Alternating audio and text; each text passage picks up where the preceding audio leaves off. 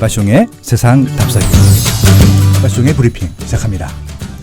안녕하세요. 네, 안녕하세요. 네, 오랜만에 뵙는 것 같아요. 네, 정말 오랜만입니다. 덕분에 휴가 잘 다녀왔습니다. 어디 다녀오셨어요? 집 다녀왔습니다. 방콕이라고도 하죠. 어떠셨어요? 저 보고 싶지 않으셨어요? 네, 아주 제가 얼굴 굉장히 좋아진 것 같지 않아요?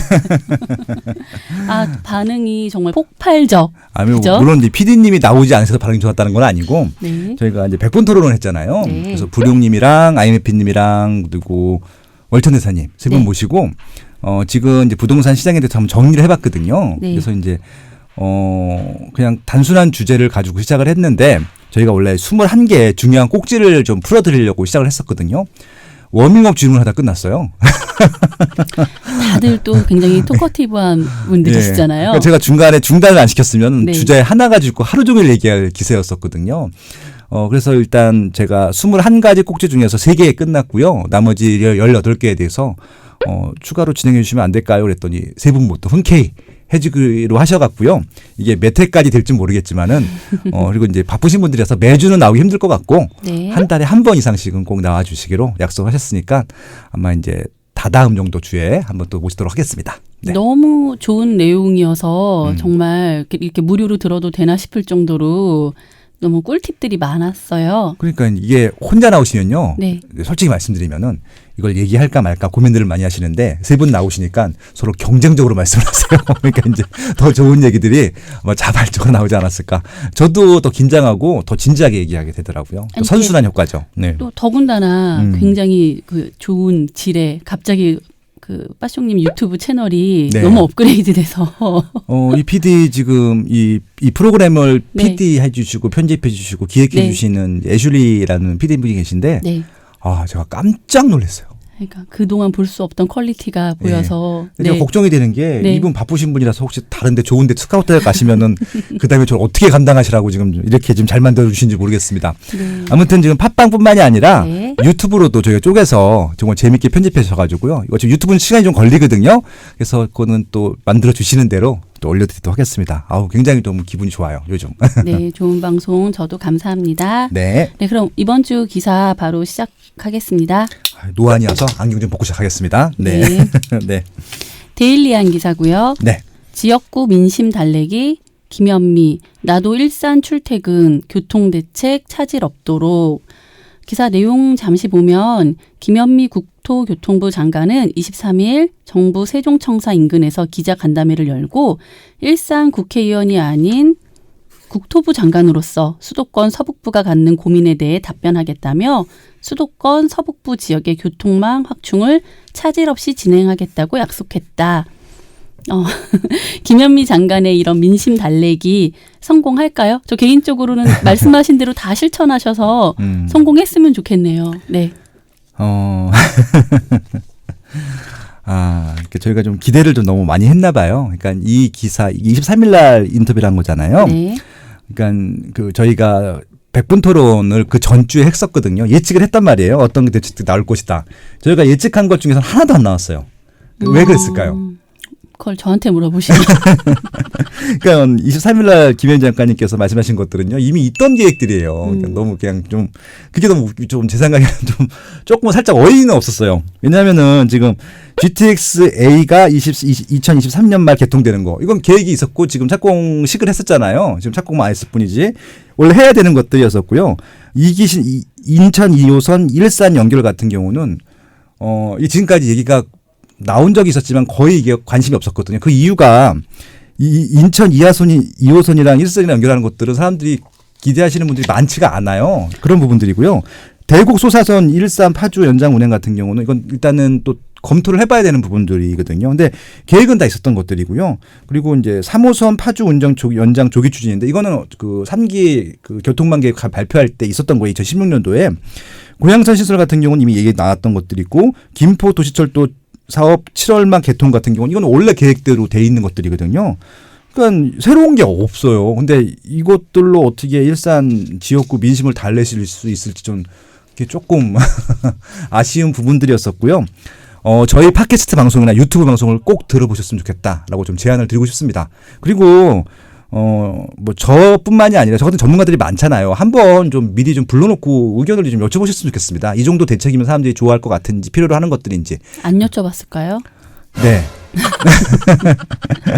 아마 이제 만드신 분들 서로 얘기했을 것 같은데 좀 미리 좀 여쭤보셨으면 좋겠다는 생각을 해보고 있습니다. 다시 한번 좀 정리를 해드리면요. 네. 사람들이 필요로 하는 것은 새 주거시설도 필요로 하지만 새 주거시설은 이미 갖춰진 입지 내에 들어가길 기대하는 것들입니다. 만약에 새 주거시설이 효과적으로 여기서 조금 사람들의 민심을 달랠 정도로 효과가 있으려면요. 일산 신도시를 재생하는 거예요. 재건축이나 리모델링이나 부룡님께서도 말씀하셨었는데 근데 그것들이 좀 현실적으로 어렵긴 하지만 그 정도 어려운 것들을 얘기를 해야지 대책이라고 할 수 있는 것들이잖아요. 근데 이거는 못하는 것들은 다 제외하고 이미 하고 있는 것들만 얘기하는 것들 같은 경우는 대책이 아니잖아요. 그건 어차피 해야 될 것들을 말씀해 주신 것들이어서 예, 그러니까 그 말씀을 거꾸로 얘기하게 되면은 그럼 원래 계획대로 그 일정에 못 맞추는 거였구나. 근데 그 맞추겠다고 노력을 하시는 거라고 다시 말씀을 하시는 거구나. 이렇게밖에 받아들일 수가 없는 거예요. 그래서 제가 장관님 하신 말씀 중에 네. 읽으면서 좀 의문이 드는 게 있었어요. 예. 몇 가지 좀 여쭤볼게요. 뭐 매일 일산에서 출퇴근하며 주민들의 고통을 체감하고 있다. 저는 근데 일산에서 세종청사로 출퇴근하신다는 말씀이신지. 아니에요. 네. 지역구가 일산이니까 네. 일산에서 출퇴근하신다는 말씀인데, 그러니까 이게 벌써 네. 이 말부터 거짓말이잖아요. 그래서 이 인터뷰를 세종 정부청사에다 했단 말이에요. 정부청사 인근이십니다. 네. 그러니까 이게 세종시에서 한 건데 일산서 출근하시진 않으셨을 거 아니에요. 그리고 국토부 장관님은 지역구에 있을 수가 없어요. 그건 제가 알죠. 일단 국토부 장관이 더 중요한 위치이기 때문에 세종시와 청와대를 왔다 갔다 하신단 말이에요. 그게 또 힘드니까 뭐 용산구의 특정 어떤 오피스텔에다가 하나 또 사무실 만들어 놓고 하시다가 그 청와대에서 그거 없애라고 해서 최근에 없앴잖아요. 결국은 이제 지금 청와대하고 세종시랑 왔다 갔다 하시는 분인데 일산서 어떻게 출퇴근을 하세요, 근데 당연히 안 되죠. 댁이 주무시는 댁이 있을 거 아니에요. 뭐 주말 부부 하시나요? 그러니까 주말에 좀 오시는지 모르겠지만 아무튼 매일은 아닙니다. 이건 여담이지만 네네, 아무튼 매일은 아닙니다. 매일이라고 이분이 말씀을 하셨어요. 매일은 세종시랑 네. 광화문 쪽으로 왔다 갔다 하시는 거지 일산은 아닙니다. 네. 네. 그리고 이제 GTS-A 2023년 말 개통이라고 하셨는데 착공식은 했지만 저희가 아직 삽뜨는 현장은 못 봤는데 이게 가능한 건가요, 현실적으로? 대림산업 대우건설 시공사가 담당을 하고 있고요. 제가 담당자한테 직접 물어봤다고 말씀드렸잖아요. 네, 지난번에. 네. 상반기는 이미 어렵고 하반기 때를 목표로 열심히 하고 있다라고 해요. 그러니까 이게 올해 착공을 해야지 2023년 말 개통이 가능한데 잘 모르겠습니다. 근데 한 번도 네. 제대로 개통된 걸 단 한 번도 딱 본 적이 없고요. 유일하게 그 개통 시기를 맞춘 건 신분당선 딱 하나였어요. 추가 연장. 그 강남역까지 개통하는 거. 그거 말고는 제가 한 번도 본 적이 없습니다. 그리고 또 하나 이제 궁금한 게 저 정말 몰라서 그러는데요. 네. 저는 2호선이라고 그래서 서울 2호선이라고 생각을 했어요. 호선이 듣고 있니? 네. 네. 예. 인천 2호선과 일산 연결이 어떤 의미가 있는 건가요? 사실 일산 분들이랑 인천 분들이 그렇게 교류가 많은 건지. 네. 이건 제 생각입니다. 네. 제 생각이고 제가 평가를 하는 것들인데 지금 일산 신도시가 문제가 됐죠. 그리고 검단 신도시가 문제가 되고 있고요. 그리고 이제 파주 운정 신도시가 지금 문제가 되고 있다는 것들입니다. 결국은 이 지역민들을 달래기 위해서 이 지역에 교통망을 하나 더 추가해 주겠다라고 하는 것들이고요. 그래서 요 취약지구 3개 지역들을 엮는 선을 하나 생각해낸 것이 인천 지하철 2호선을 연장하겠다는 겁니다. 한강 너머도까지. 그러니까 이분들은 서울로 빨리 오는 게 좋지 인천이랑 일산을 서로 빨리 오고 가는 게 좋은 건 아니지 않으신가요? 제 말씀이 그겁니다. 그러니까 네. 결국은 이쪽 주민들이 필요로 한 것들은 메인 일자리가 많은 강남권이라든지 종로구 중구라든지 여의도권으로 빨리 갈 수 있는 노선들이 필요한 것들인데 검단, 일산, 파주 운정을 엮어서 물론 이용하시는 분들이 있겠죠. 근데 여기에 일자리가 많은 지역들이 아니잖아요. 만약에 이 노선이 효과가 있으려고 하면요. 검단, 일산, 운정 사이, 그 노선 사이에 뭔가 메인 일자리들이 많이 들어와 주면 이 효과가 있어요. 근데 그게 아니라 단순하게 이 전철망만 연결한 것이라고 하면은 이건 아무 의미 없어요. 그리고 저도 그 고양시에 살아서 이런 걸 많이 접했던 것 같은데 네네. 서울 3호선 파주 운정 연장 조기 추진 네. 이거는 살면서 제가 그 10여 년 전부터도 들어본 이야기 같은데 이게 아직도 지금 실천이 안 되고 있다는 사실이 전 더 놀라웠거든요. 계속 파주 운정에서는 요청을 했었고 네. 2016년도에 발표했던 이제 국가교통망 개발계획 3차 개발계획에 들어갔었습니다. 그래서 이제 착공이 되나 싶었는데 계속 그냥 연기가 됐던 것들이죠. 그런 거 되게 많아요. 신분당선 북부역도 지금 거의 확정이 안 돼서 지금 밀리고 있고요. GTX-C 같은 경우도 지금 이제 그 설계사, 엔지니어링사 선정하고 있더라고요. 그럼 2022년 정도 아마 착공을 해서 2025년, 26년 개통을 할 예정이라고 하고요. 2000 때문에 또 GTX-B 같은 경우는 아예 예타도 편과 못 하고 있고요. 그러니까 지금 개발 계획에 나온 것들은 이거 말고도 되게 많아요. 근데 제대로 지금 추진되는 것들이 없거든요. 근데 시간이 많이 걸리는 것들은 아는데 제가 답답한 건 뭐냐면요. 구체적인 시기를 언급해 주시면 좋을 것 같고요. 그걸로 정치적인 이슈를 활용 안 하셨으면 좋겠습니다. 지금 내년에 총선인데 아마 총선 때문에 이거 자기가 추진했다고 하면서 더 속도를 내겠다. 이런 식으로 활용한 것들은 아닌 것 같아요. 데드라인을 주시면 좋겠습니다. 그래서 만약에 데드라인 못 지키면요. 그에 대한 책임을 지는 모습들도 좀 보여주시는 분들이 있으면 좋겠습니다. 네. 아무튼 제가 고양시에서 아이들을 키워서 네. 좀 마음의 고향 같은 곳인데 고양시에서 키워서 고향 같았어요. 네. 네. 그런 의도로 말씀드린 건 아닌데요. 네네. 네, 좀 그분들 마음이 잘 달래질 수 있는 정책이 나왔으면 좋겠습니다. 자, 다음 기사. 그리고 넘어갈까요? 저희 진짜 그 특별방송 100분 토론 3부, 네. 네. 3부는 꼭 들어보셨으면 좋겠습니다. 저희가 진짜 진심으로 제안을 했거든요. 좀 그거에서 하나라도 좀 됐으면 좋겠네요. 누구한테 들어보라는 말씀이시죠? 정부 관계 담당자분들 말씀드린 겁니다. 왜냐하면 의사결정권이 있는 분들이 들으셔야지 효과가 있죠. 저희 서민들이 들어봤자 아무 의미도 없습니다. 네. 네. 다음 조선비즈 기사고요. 예. 현대차, GBC 하반기 착공의 삼성역 일대 개발도 성큼. 네. 현대자동차 그룹의 신사옥인 글로벌 비즈니스 센터 건축 허가가 마무리 단계에 들어가 하반기 착공이 예상됨에 따라 주변 삼성역 일대의 개발도 속도를 낼 전망이다. 삼성동 개발 계획 이건 제대로 지금 진행이 되고 있다는 기사인 건가요? 이것도 좀 밀렸어요. 네. 계속 뭐 다시 해오라고 하고 또 다시 해오라고 해서 몇 번 반발료가 됐는데 결국은 이제 착공을 올 하반기 때, 그러니까 뭐 정확하게는 1, 2개월 후에 하겠다라고 하니까요. 아마 6월 달, 7월 달쯤에 착공을 하지 않을까 싶고요. 이게 이제 이 GBC 같은 경우는 글로벌 비즈니스 센터의 약자인데 이 글로벌 비즈니스가 GBC의 준공 연도가 2025년도거든요.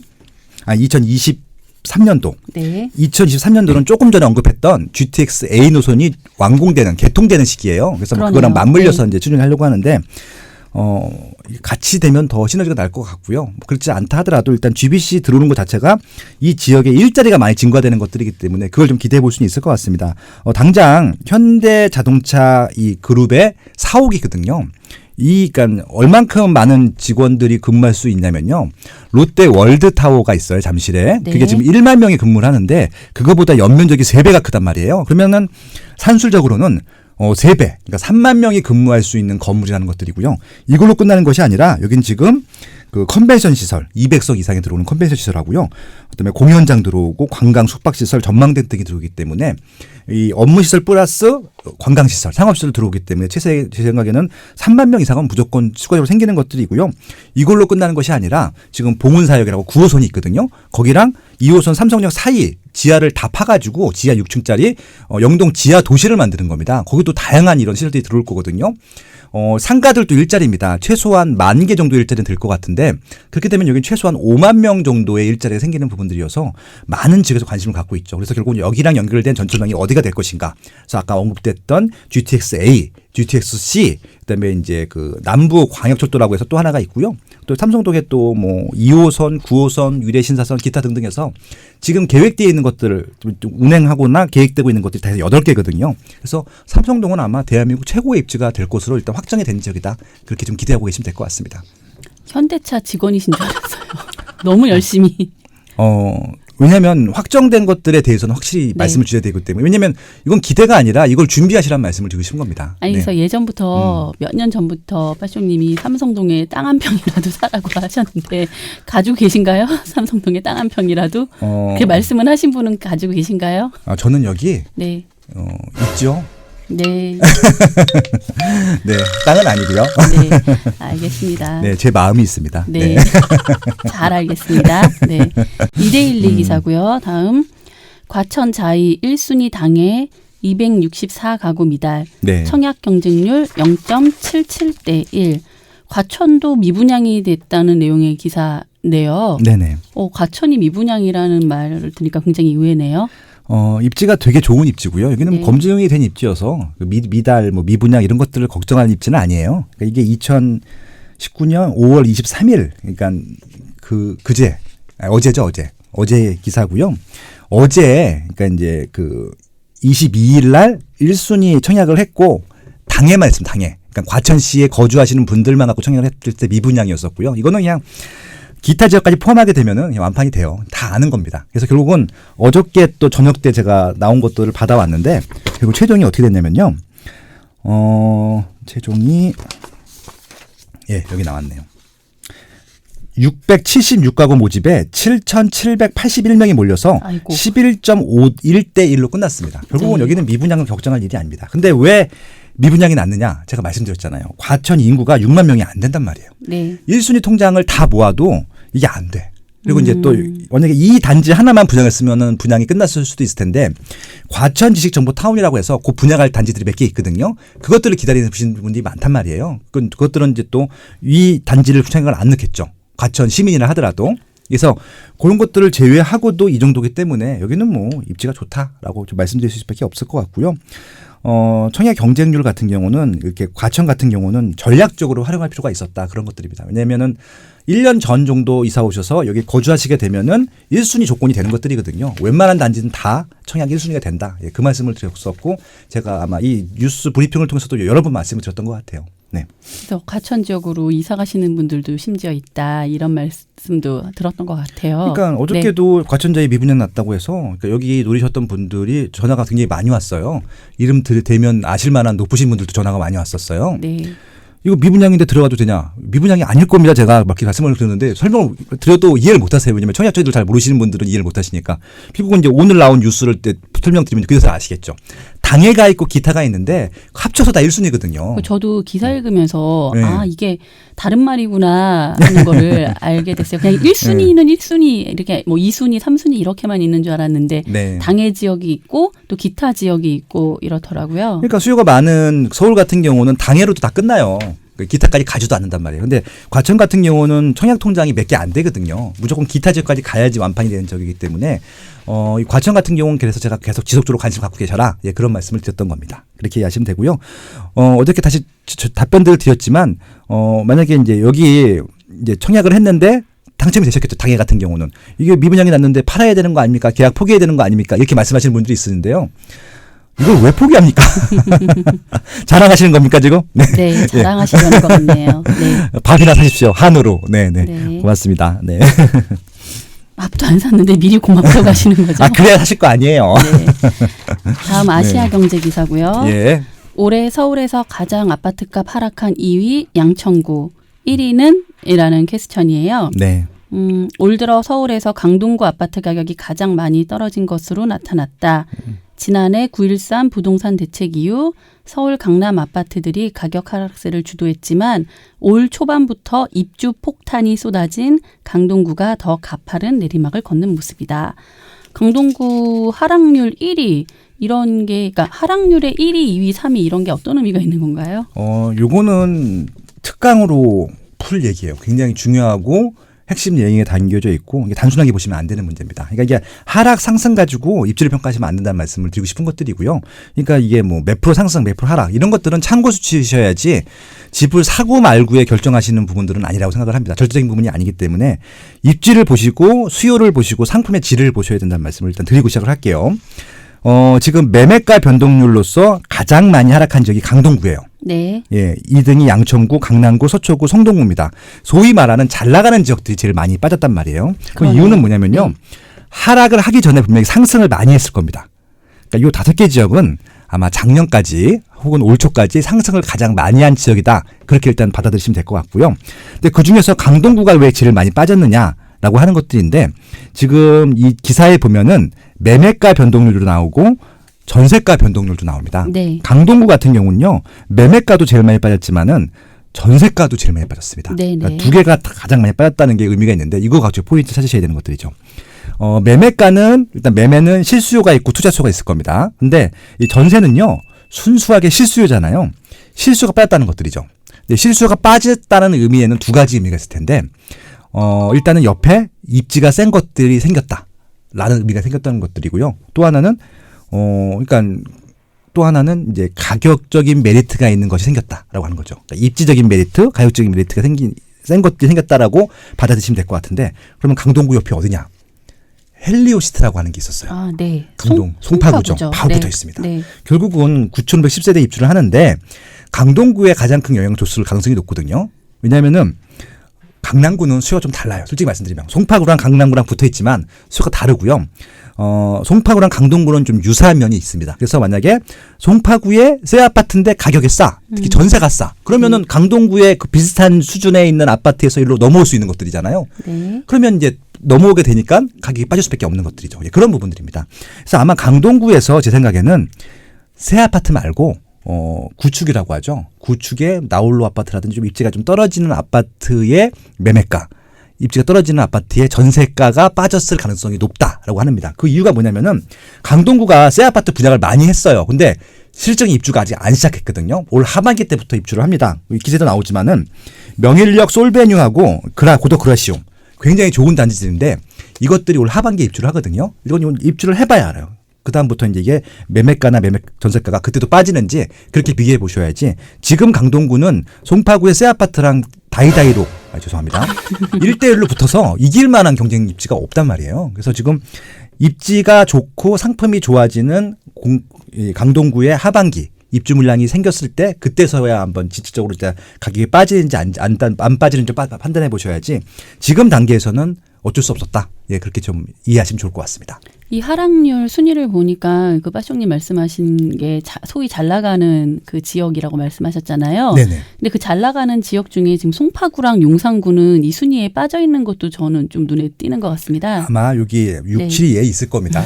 어차피 한 10위권에는 다 포함이 되는 것들이니까. 네. 예, 여기까지 특히 이제 상위 5위까지 이게 이제 지면이 허락하는 것까지 제가 아마 상위 3위나 5위 정도까지 발표를 하거든요. 그렇게 네. 봐주시면 될 것 같아요. 그리고 하나 또 궁금한 게 이렇게 강동구에 지금 물량이 많이 송파 강동에 많이 들어가다 보니 하락률이 크면 이제 서울에 아파트 값을 안정시키고 싶으면 이렇게 아파트를 많이 지으면 되는 건가요, 서울에?